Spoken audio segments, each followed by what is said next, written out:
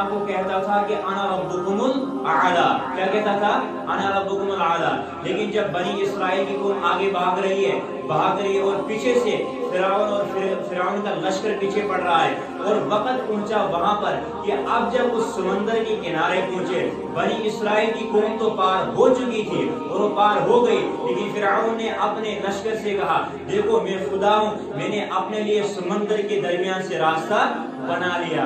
لیکن اتنا ہی نہیں تھا، وہ جاہل تھا، اس کے اندر کبر تھا، اس کے اندر تکبر تھا، اس کے اندر وہ خود کو خدا مانتا تھا، خود کو خدا سمجھتا تھا، اور بنی اسرائیل کو اپنا خود کو بنی اسرائیل کا خدا مانتا تھا۔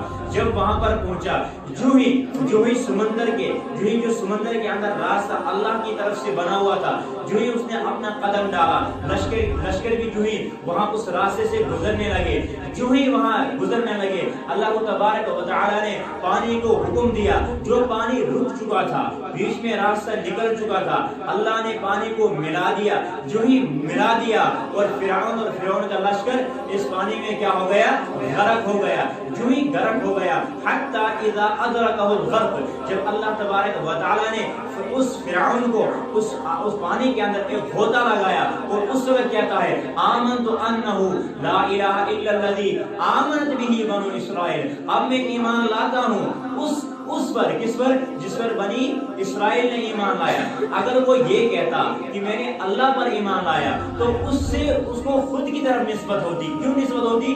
وہ سمجھتا کہ لوگ کہیں گے یا اللہ کہے گا کہ یہ خود کو ہی خدا کہتا ہے، یہ خود پر ایمان لاتا، لیکن یہ نہیں کہا، بلکہ کہا کہ میں بنی اسرائیل کے خدا پر ایمان لاتا ہوں، جس پر بنی اسرائیل نے کیا لایا ہے؟ ایمان لایا، اسی پر میں کیا لاتا ہوں؟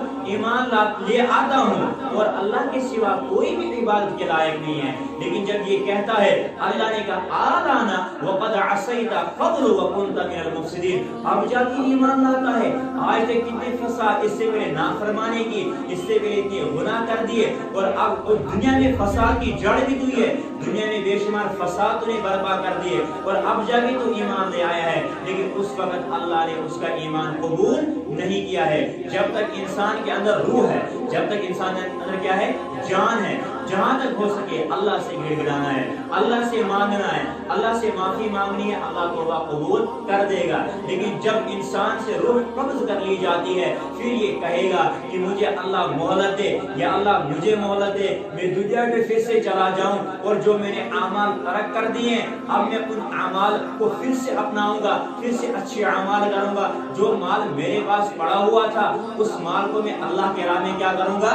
خرچ کر دوں گا، غریبوں کو دوں گا، مسکینوں کو دوں گا۔ لیکن جب ایک اللہ تبارک و تعالی کے سامنے جب ایک بندہ کھڑا کر دیا جائے گا، وہ بندہ اللہ سے کہے گا مجھے مہلت دو، میں دنیا میں جاؤں گا اور دنیا میں وہی کروں گا میرے اللہ جو تو نے کہا ہے، میں اپنا مال اللہ تیرے ہی راستے میں خرچ کر دوں گا جو راستہ تو نے بتلایا ہے، اے میرے مولا اب میں اعمال صالح کروں گا۔ لیکن اللہ تعالیٰ کیا کہے گا؟ اس کو کہے گا کیوں جانا چاہتا ہے دنیا میں؟ وہ کہے گا لعلی اعمل صالحا فیما ترکت کلا، وہ کہے گا اللہ تبارک و تعالیٰ سے جو میں نے اعمال پیچھے چھوڑ دیے ہیں، جو مال چھوڑ دیا ہے، جو ذکر و اذکار چھوڑ دیے، اب مجھے مہلت دو، یہ اللہ میں دنیا میں چلا جاؤں، پھر سے اعمال کروں، پھر سے بہترین اعمال کروں، اعمال صالحہ کروں، تیرے راستے میں یا اللہ وہ مال خرچ کر دوں گا۔ لیکن اللہ کہے گا کلا، کیا کہے گا؟ کلا، ہرگز نہیں، اب وقت نہیں ہے۔ اس لیے اس سے پہلے کہ اللہ ہماری روح کو قبض کر لے، ہم نے اللہ کے سامنے گڑ گڑانا ہے، رونا ہے۔ میرے بھائیوں، تبھی تو انسان کو سکون ملے گا، جب ہم اللہ کو راضی کریں گے تب جا کے ہمیں سکون ملے گا۔ اگر ہم اللہ کو نہیں راضی کریں گے ہمیں کبھی سکون نہیں مل سکتا ہے، ہم ہمیشہ پریشان رہیں گے۔ کیوں؟ کیونکہ بھائی دیکھو، مجھے ایک بات بتاؤ، ہم کس کی مرضی سے آئے ہیں دنیا میں؟ اپنی مرضی سے یا اللہ کی مرضی سے؟ کسی مرضی سے؟ اللہ کی مرضی سے۔ تو ہم نے جب ہم اللہ کی مرضی سے آئے تو ہم نے کس کی مرضی کے مطابق زندگی بسر کرنی ہے؟ اللہ کی مرضی کے مطابق ہم نے کیا کرنی ہے؟ زندگی بسر کرنی ہے۔ اتنا ہی نہیں، جب قبر کے اندر چلا جائیں گے نا تو قبر یہ آخرت کی منزلوں میں سے سب سے پہلے سب سے پہلے والی منزل ہے۔ اور مطلب اتنا ہی نہیں، اگر آپ کی قبر درست نکلتی ہے، اگر آپ قبر میں جا کر آپ کے ساتھ اچھا برتاؤ کیا جاتا ہے، تو جان لیجئے گا کہ آپ کی آخرت سنور گئی ہے، آپ کی آگے آنے والی زندگی کامیاب اور کامران ہے۔ لیکن اگر یہ نہیں ہوا، اگر قبر میں جا کر قبر کہتی ہے اے انسان جب تو یہاں سے گزرتا تھا تجھے کس چیز نے دھوکے میں ڈالا تھا، اتنا کیا غرور تھا کہ تو جھکتا نہیں تھا، اگر وہ گنہگار ہوگا تو اس سے پھر قبر کہتی ہے اب تو میرے پاس آیا ہے، اب دیکھ میں تجھ سے کیا سلوک کرتی ہوں۔ اور اتنا ہی نہیں، پھر جب اللہ تبارک و تعالیٰ کے حکم سے یہ قبر تنگ ہوتی ہے تو دائیں طرف کی پسلیاں بائیں طرف کی پسلیوں سے نکل جاتی ہے، جس طرح یہ ہاتھ میں نے دکھائی نا ایسے ہی ہو جاتا ہے۔ تو اللہ تبارک و تعالیٰ ہمیں مرنے سے پہلے ہمیں اللہ تعالیٰ اپنے نیک بندوں میں شامل کر دے۔ وہ تب شامل کرے گا جب ہم اللہ کی طرف دوڑیں گے، جب ہم اللہ کی بتائی ہوئی شریعت کے مطابق زندگی بسر کریں گے۔ مرنا تو سب کو ہے، مجھے بھی مرنا ہے، ہر ایک نے مرنا ہے، میرے باپ کو بھی مرنا ہے، آپ کے باپ کو بھی مرنا ہے، آپ کے والدین کو بھی مرنا ہے، تمام انسان جو بھی دنیا میں آئے کل من علیہا فان، دنیا کے اندر جتنی بھی چیزیں ہیں، دنیا کے اندر جو بھی کچھ آیا ہے اللہ کے بغیر سب کو اس دنیا سے چلے جانا ہے۔ اتنا ہی نہیں، جب اللہ تبارک و تعالیٰ کے سامنے حاضری ہوگی فَإِذَا جَاءَتِ الصَّاخَّةُ، جب کانوں کو پھاڑنے والی آواز یعنی کہ قیامت آئے گی، اس وقت کیا ہوگا؟ یوم یفر المرء من اخیہ وامہ وابیہ وصاحبتہ وبنیہ لکل امرئ منہم یومئذ شأن یغنیہ، جس وقت وہ قیامت کی وہ گھونچاڑ جیسی وہ آواز آئے گی، کانوں کو پھاڑنے والی وہ آواز آئے گی، اس وقت کیا ہوگا؟ ہر ایک بھائی اپنے بھائی سے دور بھاگے گا، بیوی اپنی شوہر سے دور بھاگے گی، ماں باپ سے بچے دور بھاگ جائیں گے اور بچوں سے ماں باپ دور ہو جائیں گے۔ ہر ایک نفسی کے عالم میں ہوگا، ہر ایک یہی سوچے گا کہ میرے اللہ مجھے بچا دے، باقی جس کو لے جانا ہے اسے لے جا، مگر مجھے چھوڑ دے۔ نفسی کے عالم ہوگا، اس وقت کوئی کسی کے کام نہیں آئے گا۔ دیکھو میرے بھائیو، انسان کی زندگی میں 3 بھائی ہوتے ہیں۔ کتنے بھائی ہوتے ہیں؟ 3 بھائی۔ اب میں تمہیں مثال دوں، ایک بھائی کہتا ہے کہ جب تک تو زندہ ہے میں تیرے ساتھ ہوں، دوسرا بھائی کہتا ہے جب تو مرتا ہے قبر تک میں تیرے ساتھ ہوں، تیسرا بھائی کہتا ہے چاہے تو دنیا میں ہے، آخرت میں ہے، قبر میں ہے، جنت میں ہے، جہنم میں تیرے ساتھ ہوں۔ تو بتائیے سب سے بہترین بھائی کون سا ہے؟ تیسرا والا یا پہلے دو؟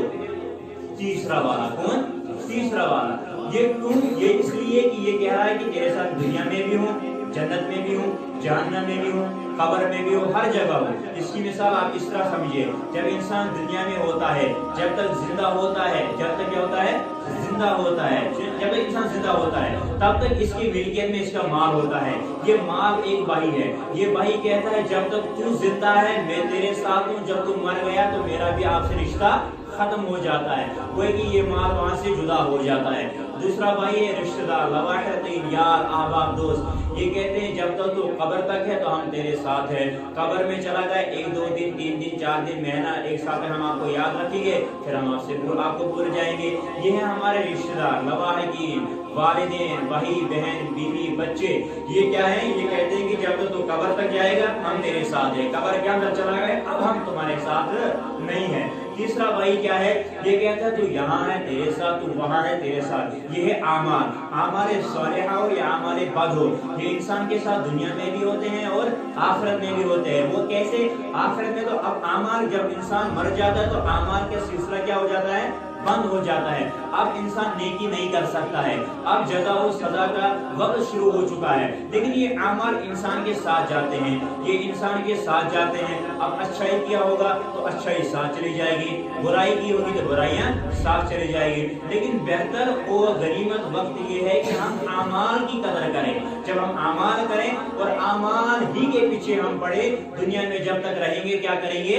اعمال صالحہ کریں گے، اعمال بد سے بچیں گے، کیونکہ ہمیں قبر میں جانا ہے، اللہ کے سامنے حاضری دینی ہے، اللہ کو جواب دینا ہے۔ جو ہمارے پاس مال ہے اس کا حساب دینا ہے، جو ہمارے پاس زندگی ہے اس زندگی کا حساب دینا ہے۔ ہمارے پاس اللہ تبارک و تعالیٰ نے یہ جو آنکھیں دی ہیں، یہ جو کان دیے ہیں، یہ تمام چیزیں جو اللہ کی طرف سے نعمتیں ہیں، وَإِن تَعُدُّوا نِعْمَتَ اللَّهِ لَا ला तुहसूहा, अगर तुम अल्लाह की नियामतों को शुमार करना चाहोगे कभी शुमार नहीं कर सकते।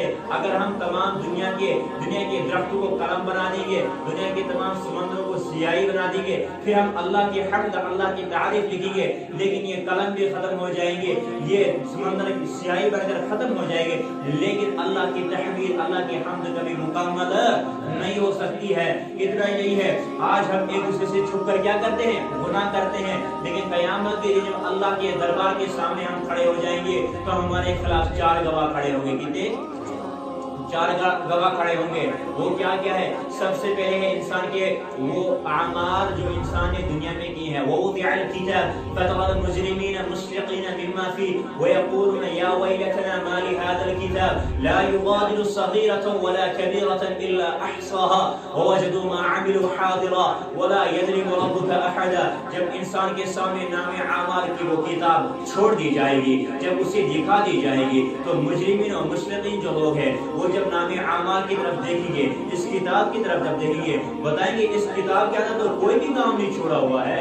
इसके अंदर छोटा गुनाह भी लिखा हुआ है, बड़ी इबादत भी लिखी हुई है, छोटी इबादत भी लिखी हुई है, छोटा गुनाह बड़ा गुनाह तमाम के तमाम लिखे हैं। और अल्लाह ताला ये है वजदू मा अमिलू हादिरा, ऐ मेरे बंदे जो तूने दुनिया में किया है ये वहाँ इसका सिला दिया जा रहा है। वला यज़लिमु रब्बुका अहदा, तेरा खुदा, तेरा अल्लाह, तेरा मौला, तेरा परवरदिगार तुझ पर जुल्म करने वाला नहीं है। तो पहला गवाह क्या हो गया? नामे आमाल। दूसरे क्या है? दूसरे इंसान के आज़ा, अल यौम नख्तिमु अला अफ़वाहिहिम व तुकल्लिमुना अयदीहिम व कहेगा कि मैंने चोरी की है इस हाथ से, और ये आंख कहेगी कि मैंने इस आंख से बुरा देखा हुआ है, ये कान कहेंगे कि मैंने इस कान से बुरा सुना हुआ है, ये पैर कहेंगे हम गुनाह की तरफ इन पाँव के जरिए से चल दिए थे, ज़बान से चाहे झूठ बोलेगा मगर ज़बान बंद कर दी जाएगी। अब जिस्म के आज़ा बयान हो रहे हैं, जिस्म के आज़ा बयान दे रहे हैं, ये अल्लाह के सामने क्या दे रहे हैं? इस इंसान के खिलाफ क्या दे रहे हैं? गवाही दे रहे हैं। कितनी गवाह हो गए? दूसरी बात क्या है? किरामन कातिबीन, किरामन कातिबीन व इन्ना अलैकुम लहाफिज़ीन। हमारे साथ 2 फरिश्ते हैं, ये हमारे अच्छाई भी लिखते हैं, ये हमारी बुराइयां भी लिखते हैं। समझ में आ रही है आपको मेरी बात? तो ये जो फरिश्ते हैं ये अपने किताब के अंदर हमारे आमाल नोट दर्ज कर रहे हैं।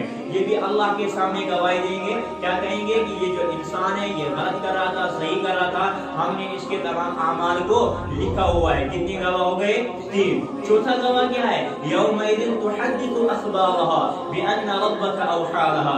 जिस ज़मीन के ऊपर हम इबादत कर रहे हैं, जिस ज़मीन के ऊपर हम गुनाह कर रहे हैं, जिस ज़मीन के ऊपर हम बुराइयां कर रहे हैं, जिस जगह हम बुराई कर रहे हैं, ये ज़मीन इंसान के खिलाफ गवाही देगी कि भाई ये इंसान इस जगह नमाज पढ़ रहा था, भाई ये इंसान इस जगह गुनाह कर रहा था, फलानी जगह अच्छाई कर रहा था, फलानी जगह बुराई कर रहा। कितने गवाह हो गए? तो इंसान की जबान बंद कर दी जाएगी, इंसान के आज़ा, इंसान के नामे आमाल, वो जगह जिस पर मैंने आमाल किए हैं, और इंसान के साथ जो फरिश्ते हैं ये गवाही देंगे इस इंसान के मुताल्लिक कि इंसान क्या करता था दुनिया के अंदर।